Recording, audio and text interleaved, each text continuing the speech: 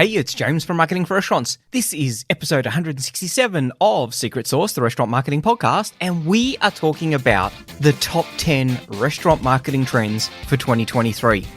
And this is part 2. Some restaurants are quiet, lose money, and the owner works 70 hours a week. Other restaurants are busy, profitable, and the owners work a few hours a day. What's the difference? They have a secret sauce. Join James from Marketing for Restaurants as he helps you come up with your recipe for restaurant success. Your secret sauce.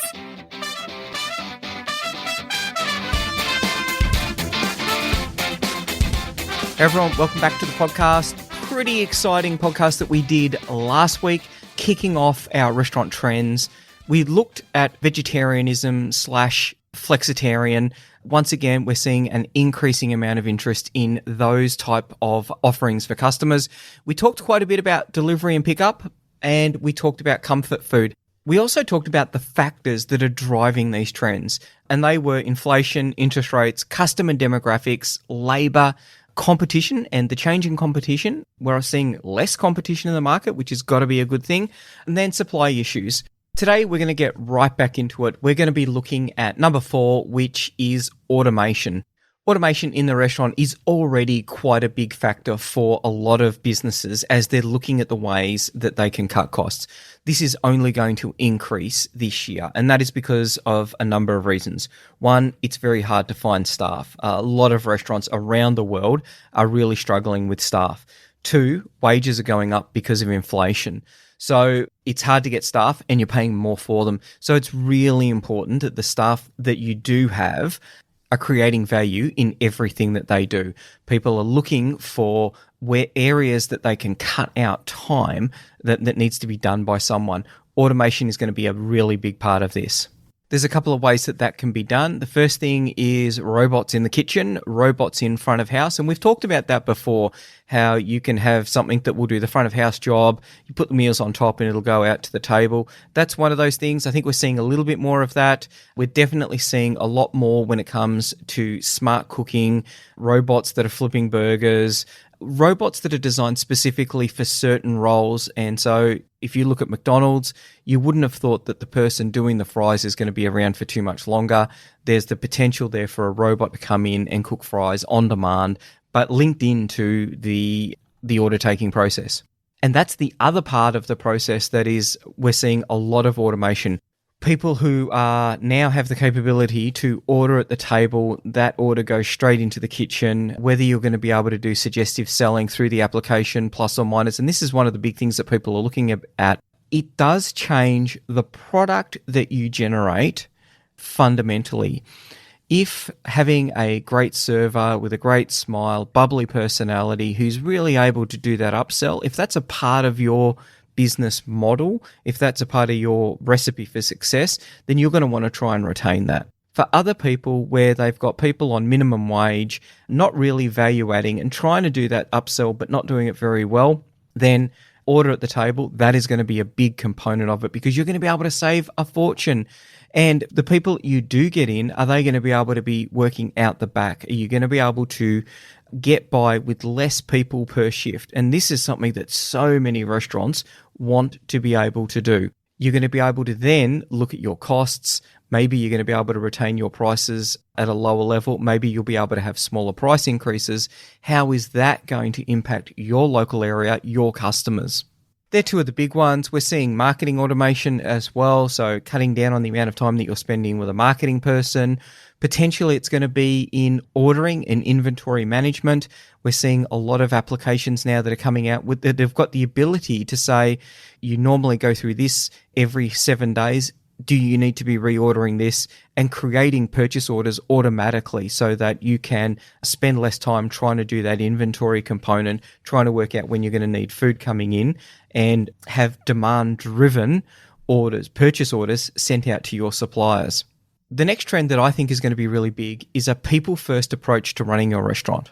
Over the Christmas break, our family was lucky enough to take a cruise on Celebrity Eclipse. And it was an amazing holiday, probably the best cruise that we've been on as far as the experience within the ship. And when we reflected on what made it great, it was the people who were looking after us. Our stateroom attendant, the servers, just the people around the ship. There was one guy who would be listening to a band. His job was to clean the rails on the staircases. He would be dancing and he had this massive smile. There was a girl whose job it was to put disinfectant on everyone's hand as they went into the buffet. Probably the most boring job on the ship. She always had a glorious smile and a lovely greeting for everyone who came in. There were so many people on that ship.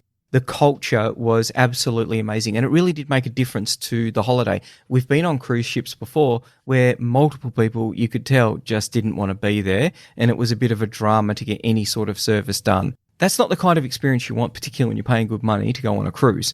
So I've always said that people are a really big part of the product. For many restaurants, it's important to remember that you need to think about what is the product that you're generating for the customers that you've got, the customers that are in your local area, the customers who are going to be prepared to pay the price for the product that you're creating. Put all of those components together and you will find that often people are going to be a component to that.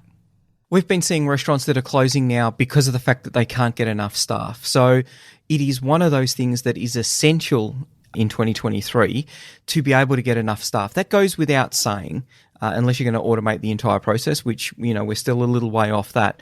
You do need to get staff. How are you going to do that? And so I'd written a few things around this based on our research. In between me doing the research for the discussion around labour and a people-first approach to running your restaurant, we see pretty big news, I think, that Noma is closing. Now, there's a really interesting article in the UK Telegraph. I'll include a link in the show notes that talks about some of the factors in Noma, the best restaurant in the world, closing down. So a 20-course menu, they charge £650 for every person who's going to be eating there. That'd be without drinks. That's quite a lot of money. That's certainly well and truly up there. In Aussie dollars, that's about $1,000 for the meal. Hooly dooly, that's a lot of money. Noma is closing because they have said that despite charging that, they've got 3 Michelin stars. They've been voted the world's best restaurant multiple occasions. They cannot afford to pay their 100 staff fairly. Rene Redzepi, the chef there, he said, financially and emotionally, as an employer and as a human being, it just doesn't work. Interestingly enough, 3 months ago, they tried to start paying their interns correctly. So they'd been using interns who would come in and work for free. Now, the deal was you would work for free, Noma would get free labour, and the intern would get the opportunity to put on their resume the fact that they had worked for however long it was with Noma. And because of that, he said that they would have to completely rethink the industry because that made it unsustainable. This is simply too hard, and we have to work in a different way. The article goes on to say that in Copenhagen, which Noma has transformed into a global food capital, workers in elite restaurants have increasingly been using social media to call out abusive work practices in a country which prides itself on its high wages and social model. Redzepi said, in an ideal restaurant, employees could work 4 days a week, feel empowered and safe and creative. The problem is how to pay them enough to afford children, a car and a house in the suburbs. He did go on to deny that they were closing because it had achieved a 3rd Michelin star, and critically, it had topped the influential World's 50 Best Restaurants list. He's done this 5 times, and that means that he can no longer be considered in the list. Got to tell you, I think that drives a significant amount of particularly international travel. And we've seen that with restaurants in Australia like Attica, who just because of the fact that they were the best restaurant in Australia, people would fly out to see them. An incredible boon for tourism, an incredible boon for the city. They're no longer going to be able to get that. And when they're charging $1,000 a seat in Australian dollars, £650, you need a lot of international tourism to be able to drive that, because I'm picking that they probably don't have too many people who go in there on a weekly basis. Redzepi has admitted to being a stereotype of the tyrant chef and that his restaurant has been a little bit of a rough place to work. And I think that if you're looking for people to be creative, it's much more important to build a collaborative kind of culture.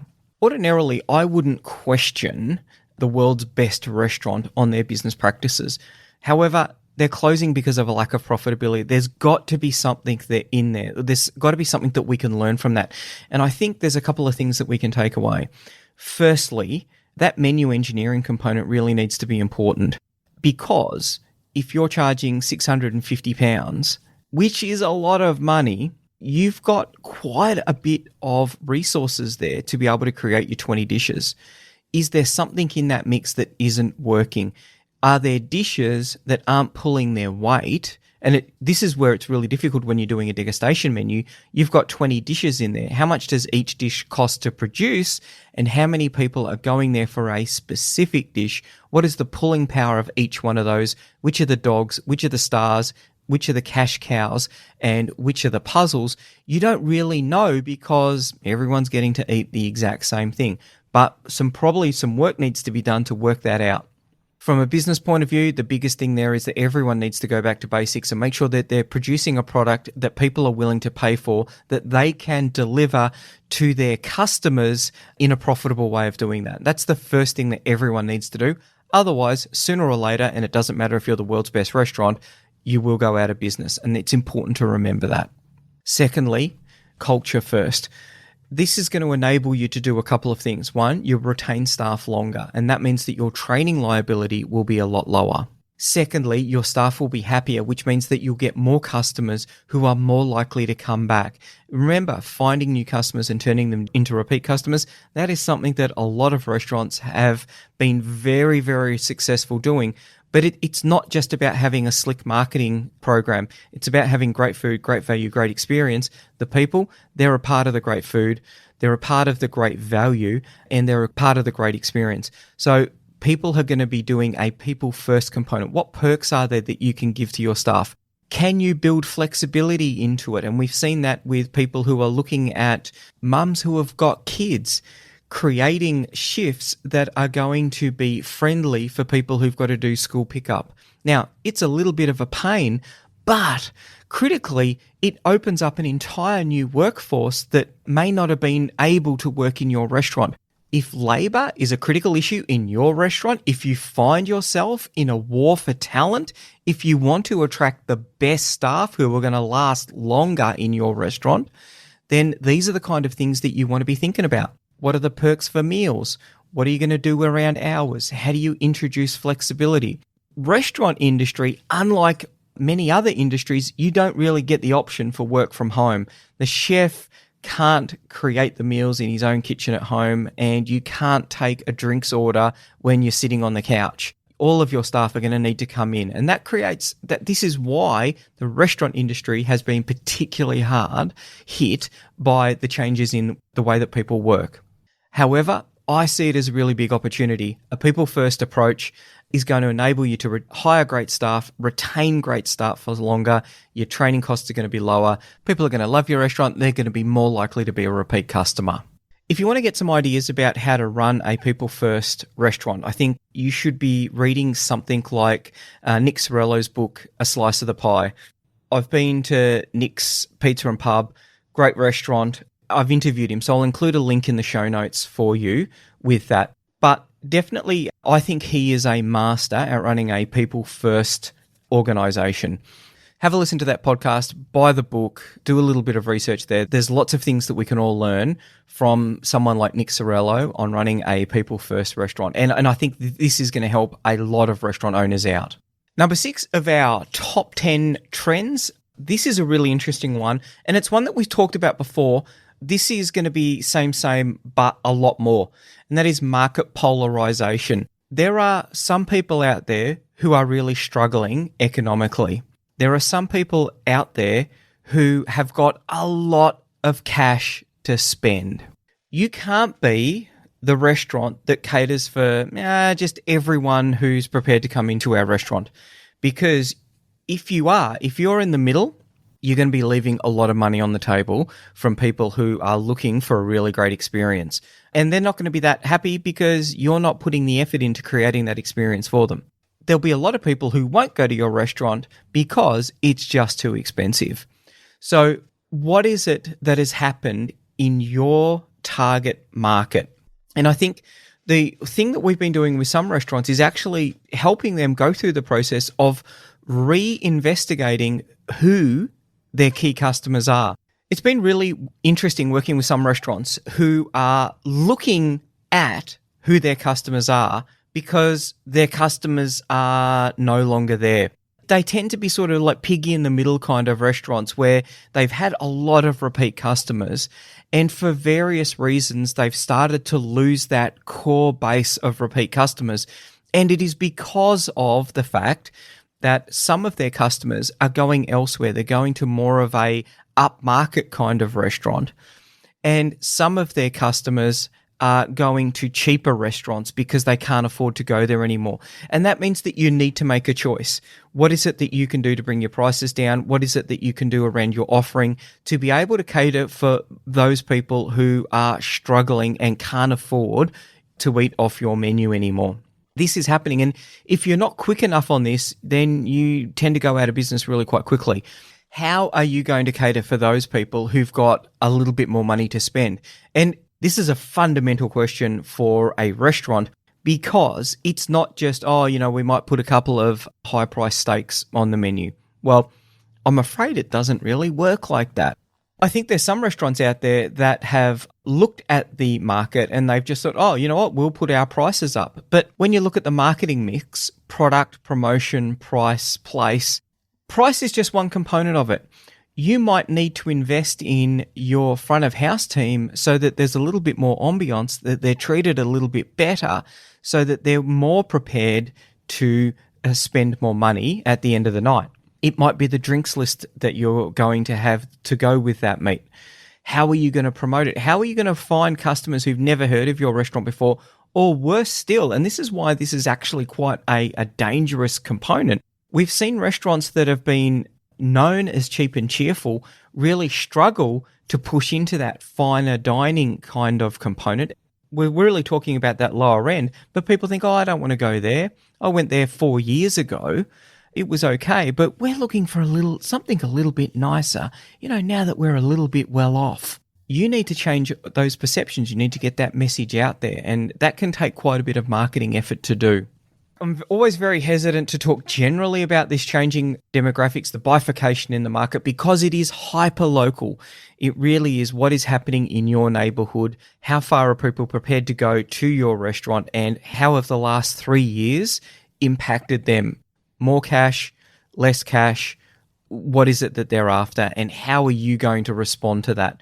And the answer is different, I think, for every restaurant out there. There's no one size fits all. Number 7, I think this is a really interesting one. This is the specialization. We are seeing restaurants that are now really trying to hone into that we want to be the number one restaurant for this in our marketplace. We want to be the best steak restaurant. We want to nail gluten-free. We want to be everyone who needs a gluten-free meal. We want them to come here. Flexitarian, we've already spoken about as one of those big mega trends, and I think that that's a good one to go for. Specialization is one of those things that also helps with your unique selling proposition. It creates clarity in the marketing message that you want to put out into the marketplace, and it creates a tighter alignment with your customers. If you're going with gluten-free as your specialization, it's a lot easier to create a message that is going to resonate with people who suffer from celiac disease. You can find those people in Facebook. You can work in with the networks that support people with celiac disease. Lots of interesting things that you can do there. Now, here's a fun fact that makes it really interesting. You can have multiple specializations. You could be a steak restaurant that specializes in gluten-free. You could be a family-friendly restaurant that focuses on vegetarian meals. The danger with a specialty restaurant is there's not going to be enough people within your catchment area who are going to be interested enough to come in and to fill your restaurant the 7 nights or the 5 nights, however many nights that you're open.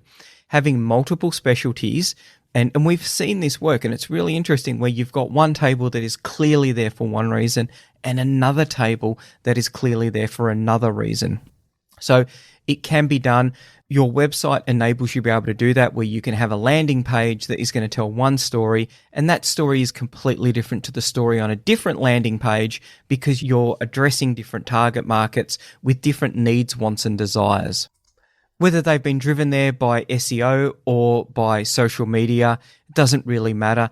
They're getting that extended story, which is going to educate them, close them, drive them to make a booking or to order. As a part of specialization, we're also seeing a really big trend in menu shrinkage. Decreasing the menu size can have a lot of benefits for your restaurant. Firstly, it's going to decrease the skills that are required in the kitchen. And we're going back to that labor component. It's going to be easier to train people up to be able to cook all of the dishes that you want. It decreases the amount of time that people need to wade through a menu. It makes it a lot easier to be able to work out from a menu engineering point of view, which dishes you want to keep on the menu and which ones don't. I always think that each dish needs to fight for its place on the menu.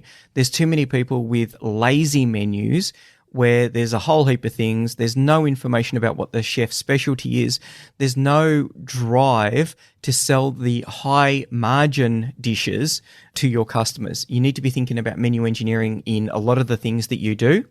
Menu shrinkage helps you to do that. It'll increase throughput in the kitchen, potentially enabling you to push out more meals with less staff. That's an interesting proposition. And we've spoken to people where that has been a driving factor in the way that they've managed their menu. People are going to spend less time looking at the menu, which is going to increase the number of turns that you're going to be able to do for each of your tables. And it really does help you finely tune your value proposition to the groups that you're looking at. In number 8, we've got the rise of experience engineering. Now, this is more than experiential dining.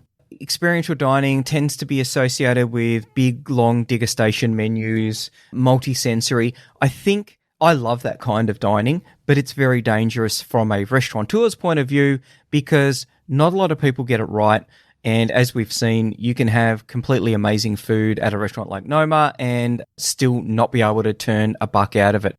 Experience engineering is much more about looking at that value proposition that you create and looking for the add-ons for it that are going to create a much better experience for your customer. Because this is what is going to drive them to A, spend more, and B, come back more often. We've seen recently some theme restaurants that have done really well. A really good example of that would be Easy's in Collingwood in Melbourne. It's really interesting.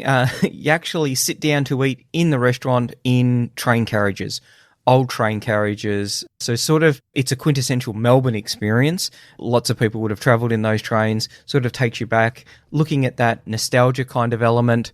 It's a burger joint. They've got a challenge burger in there, the Metropolitan Mayhem, quad beef patty, American cheddar, bacon, 2 potato cakes in there, 2 dim sims, pickles, onions, burger sauce.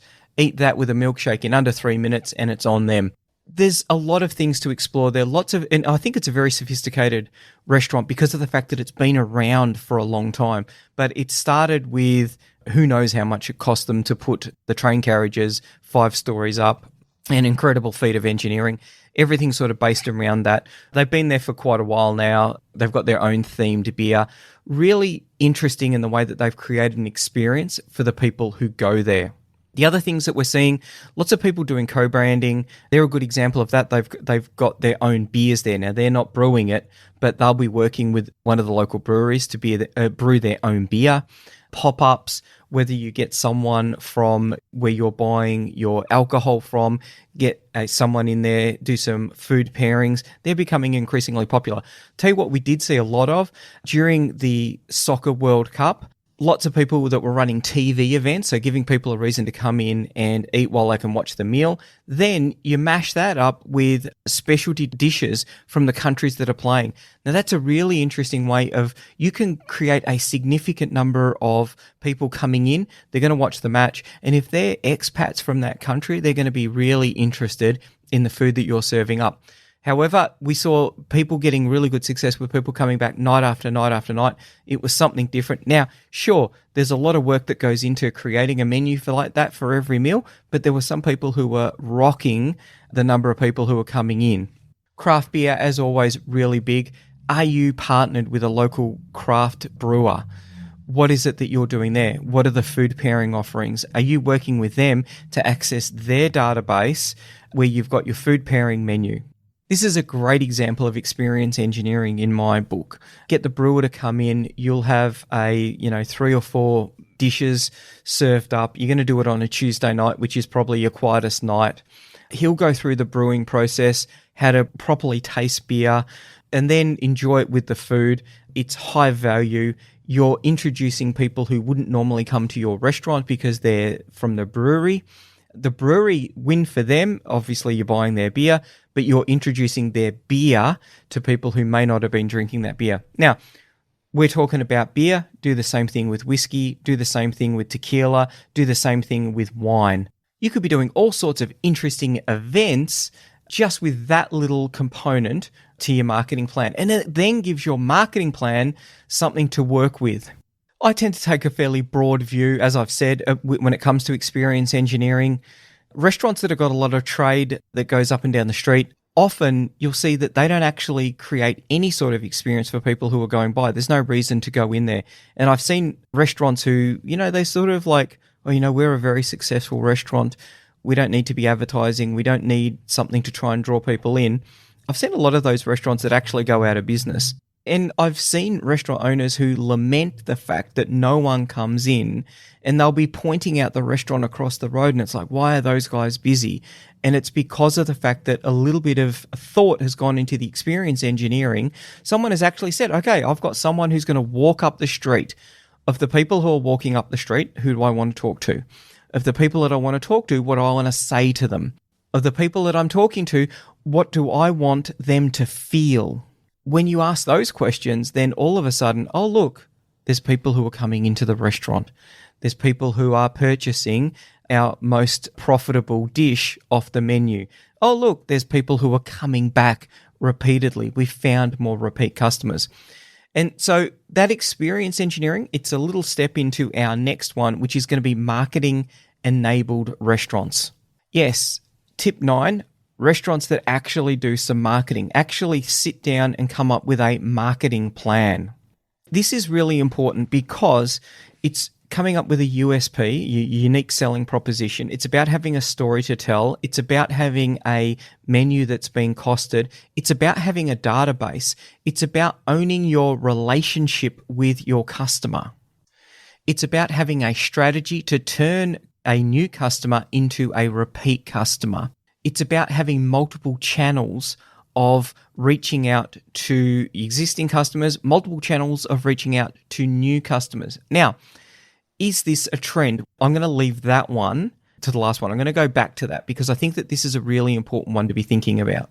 But I wanted to touch on it first because it really dovetails in nicely with experience engineering, thinking about how you want customers to experience your products, thinking about the way that you want them to feel. So we've got 2 more to go. I'm going to leave it here. We'll come back and we'll do a third. Sorry, I always try and get it be as succinct as I possibly can. There is quite a bit to go into with a couple of the ones as we sort of wrap it up. The next 2 they're big ones. They're really big ones, so you won't want to miss that episode. So yes, I'll talk to you next week when we look at the next episode of the Restaurant Marketing Trends for 2023. You have a busy week. Bye. Want more customers for your restaurant, cafe or takeout? Every month, our marketing tools and information are used by thousands of restaurant owners just like you to help them find more customers and turn them into repeat customers. All of our tools and information is designed specifically for restaurant owners. We know you don't have a lot of time to spend marketing or learning complicated procedures, so our tools are quick and easy to use. If you're looking to increase your revenue and profits or want to work less hours, check out marketingforrestaurants.com.